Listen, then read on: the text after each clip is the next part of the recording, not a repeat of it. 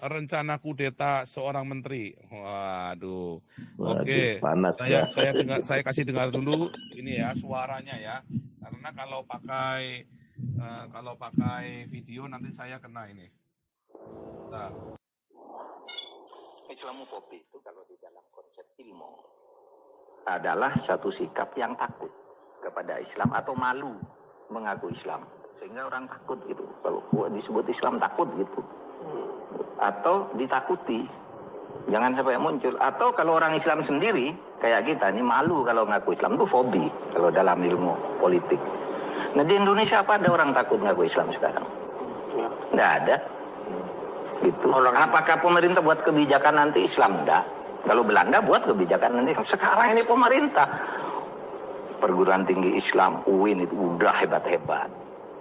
Tentara Islam bahkan sekarang ke kampus. Orang yang hafal Al-Quran bisa masuk tanpa tes. Kampus nih, kampus UI, ITB, UNS, UGM, semua ada. UNU sekarang banyak. Iyalah UNU. Atau UI 3. UI. Pemerintah sudah buat undang-undang pesantren, buat dana abadi untuk pesantren. Apa hobinya gitu? Ini kan hanya persaingan politik antara orang-orang yang ingin masuk dan tidak bisa masuk aja. Itu kan cuma soal gantian itu. Nggak ada Soal antri ya. Jadi nggak seserem Islamofobi yang... Siapa yang bilang fobi? Siapa coba? Bang Rizal. Ada. Di mana? Yang baca Berarti Bang Rizal. Iya. Fobi di antara mereka sendiri. Kalau pemerintah enggak, kebijakannya tetap ikut konfigurasi keputusannya Islam nih. Saya terus terang, udah beda loh. Budaya Islam tuh di istana hidup sekarang. Saya saksi nih. Para menteri yang kita kira ini orang sembahyang dan rajin sholat semua tuh. Siapa Muldoko, Sri Mulyani, waktunya sholat ya sholat. Apalagi mendekati Rabu Pon ya Pak. Nah, kalau dulu zaman Orde Baru nggak ada cerita gitu di istana ya. Mau assalamualaikum aja malu. Nah sekarang orang pakai baju koko datang ke istana ya kan. Kayak kita nih baju koko ke kantor. Fobinya di mana? Oh Islam bisa hidup sebagai budaya gitu. Sehingga apa budaya-budaya lokal itu lalu diberi payung-payung keislaman yang bagus di dalam perilaku kita sehari-hari. Ya, satu ya Islamofobi. Ya di Indonesia tidak ada Islamofobi. Ya di Belanda ada. Tadi dia yang bilang kan ada undang-undang anti Islam. Ya, tapi sebenarnya bukan undang-undang anti Islam ya, undang-undang anti radikalisme.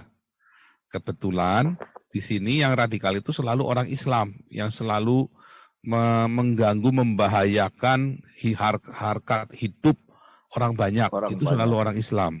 Makanya dibikin undang-undang teroris yang kena selalu masjid. Ya kan? Yang kena selalu masjid. Tetapi kita semua kena. Saya kemarin bikin rekening 6 bulan baru jadi loh. Ya, baru selesai, baru jadi bulan kemarin kan. Saya bikin 6 bulan loh, dari bulan Oktober saya bikin rekening itu. Karena ikut kena peraturan itu, Islamofobi itu kena peraturan. Karena yayasan-yayasan yang ada di sini, imigran-imigran masuk, saya kan termasuk imigran. Masuk, bikin yayasan, lalu dananya buat terorisme. Nah, kalau saya masuk bikin yayasan, dananya buat apa? Buat kasih makan orang Indonesia. Nah, ini masuk bikin yayasan, dananya buat apa? Buat bunuhin orang Islam ini. Makanya dibuat seperti itu. Nah, kalau di Indonesia tadi, Anda dengar sendiri, itu suaranya Mahfud MD ya. Itu ketika ada Islamofobi, nggak ada. Oh, bahkan kampus-kampus itu sekarang ujian masuk perguruan tinggi, pakainya hafal Quran. Dulu zaman Orde Baru nggak ada.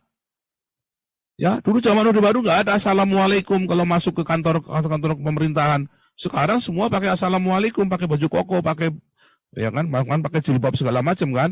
Nah, berarti kan sebetulnya kumis ini deh Pak. Artinya orang ini memang sudah keselak sama kumisnya Caplin.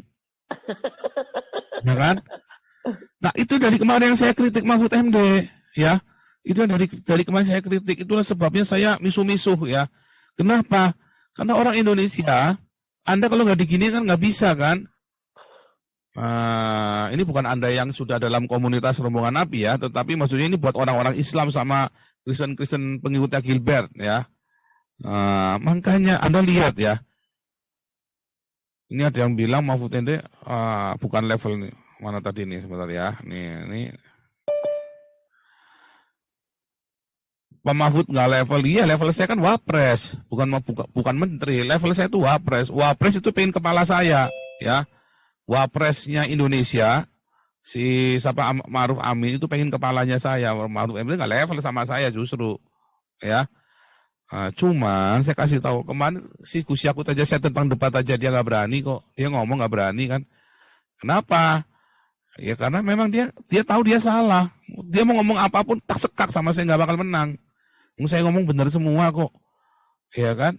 Termasuk si Mahfud MD ini, ya kan kemarin yang ada mau menggalang sampai sekarang nggak ditangkap sama si tolol Mahfud MD ini kan. Nah terus sekarang dia bilang lagi, dia sekarang mengakui kan bahwa ternyata di Indonesia ini pemerintah pun sudah Islam semua, udah kadrun semua kan. Pemerintah semua, Anda mau masuk perguruan tinggi itu nggak perlu pinter, yang penting Anda hafal Al-Quran. Nggak perlu pinter itu nomor 27 kalau masuk perguruan tinggi, yang penting Anda hafal Quran. Ya, nanti kalau mau menyembuhkan orang sakit jadi dokter cuma dibacain bismillah aja, bismillah 3 kali, ya kan. Nanti begitu mati ya disyahadatin, ya kan. Gampang kan? Nah, kayak dokter terawan disingkirkan. Ya kan, konferensi Ikatan Dokter Indonesia jadi muktamar, ya kan, mengaku kami putra dan putri Indonesia bertanah air satu, tanah air Arab Saudi, berbahasa satu, bahasa Arab, ya kan, berbangsa satu, bangsa ana dan antum, ya kan sudah terbukti kan yang saya ngomong kan, ada semua kan. Nah, itu ya. Jadi si Mahfud MD ini sebenarnya dari awal saya sudah ngerti ya. Nah, dari awal kita sudah kritik dari dulu ya, si Mahfud MD itu ya. Makanya saya kasih itu ya, menjaring angin tuh saya dulu bilang. Jokowi kedodoran, Mahfud MD menjaring angin. Nah, dulu kan pada nggak terima kan orang-orang gereja kan. Sekarang Anda kan ke sini. Nah, saya lanjut lagi ya.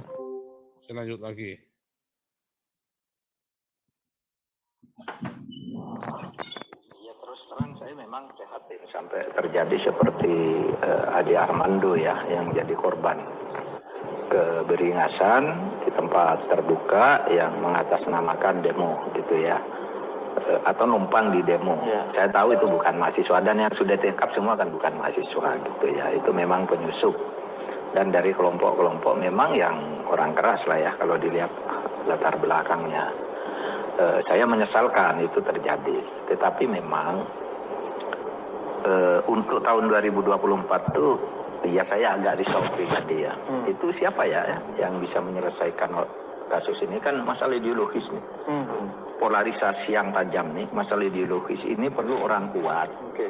Yang bisa menyatukan, bisa diterima oleh dua-duanya, punya wawasan untuk dua-duanya yang bisa menyatukan. Ini kan ini siapa nih? Masalah ideologis lah ini. Oh jadi Ade Armando ini ekses dari problem ideologis ya problem kriminal baku hantam di jalanan. Iya, itu akan tenaga lapangannya, tapi atasnya itu akarnya kan soal ideologis ya.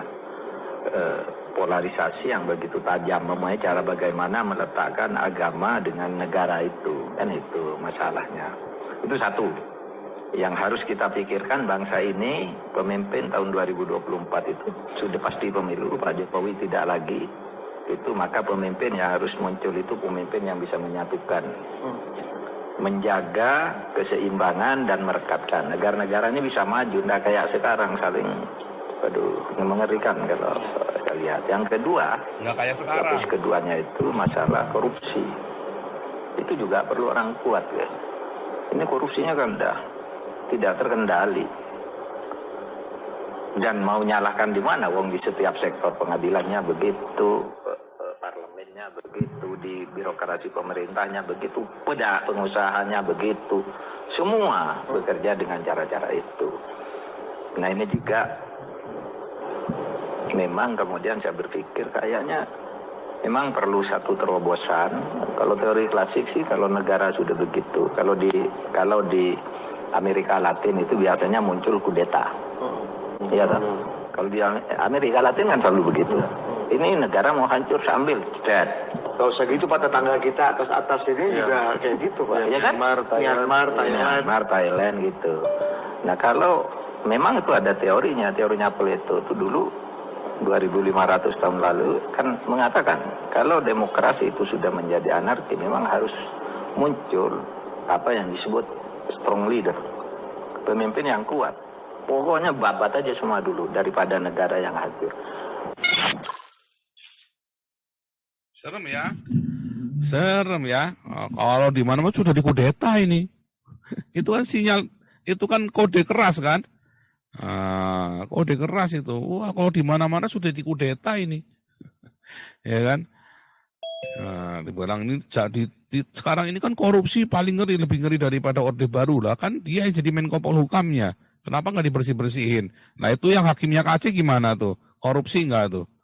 Kan ngeri kan si Mahfud MD ini kan. Menteri kadrun juga ini kan. Ini menteri sialan juga ini kan. Serem. Ya. Serem. Artinya dia bermuka dua. Ya. Ya kan? Dengar sendiri kan? Sekarang kebuka satu-satu kan. Menteri-menteri yang nanti Gus Yakut sebentar lagi. Ya kemarin itu ada anggota Banser dibilangin sama kiainya. Ya ada anggota Banser dibilang sama kiainya. Bilangnya, kamu itu bukannya jagai ustadz, malah jaga di gereja. Ya bener lah, jaga di gereja. Ya bener jaga di gereja dapat nasi bungkus. Jaga di ustadz dapat apa? Ya kan? Ngeri ya? Ngeri saudara. Ngeri ya, ini sekarang tren-trennya ini. Anda lihat ya 2024, kalau Anda tidak militan berdiakonia dan bermarturia, Anda akan di-framing. Nah, kalau Anda tidak segera cepat-cepat ya dengan militan, ya berdiakonia, bermarturia.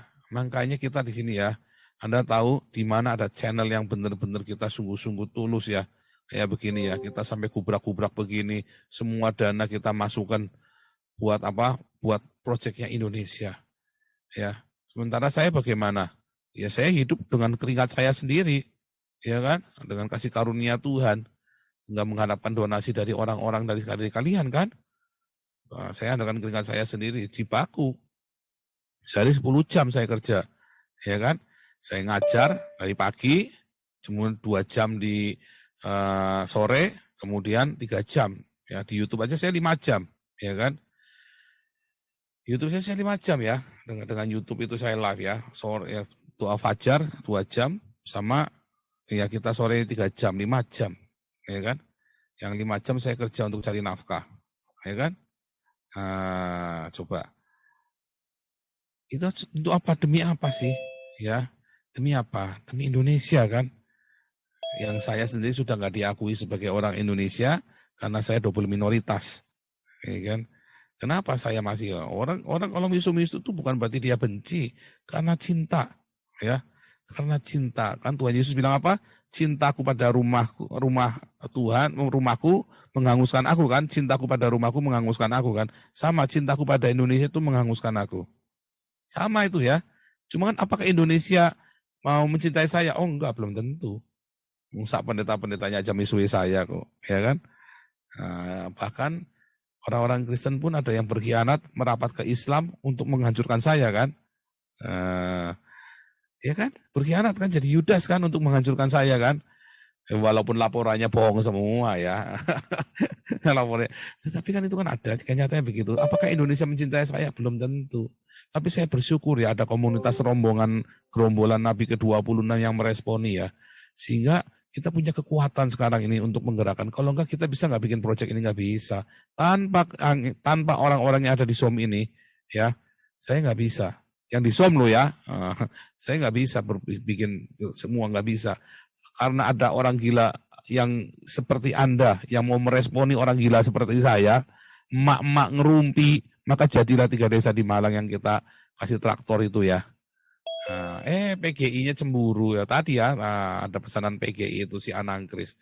Ngomongnya itu bohong, nggak ada semua, itu begitu. Nah itu dia PGI pendeta double talk. Kenapa? Ya, persekutuan gerombolan iblis, ya kan? PGI itu kan persekutuan gerombolan iblis itu kan. Nggak ada kerjanya PGI, ngomong tok, hasilnya nggak ada, kumpul-kumpul, dapat duit dari jemaat, dapat duit dari negara, hasilnya cuman cuman jadi pendukungnya Anies doang. Kayak Gilbert.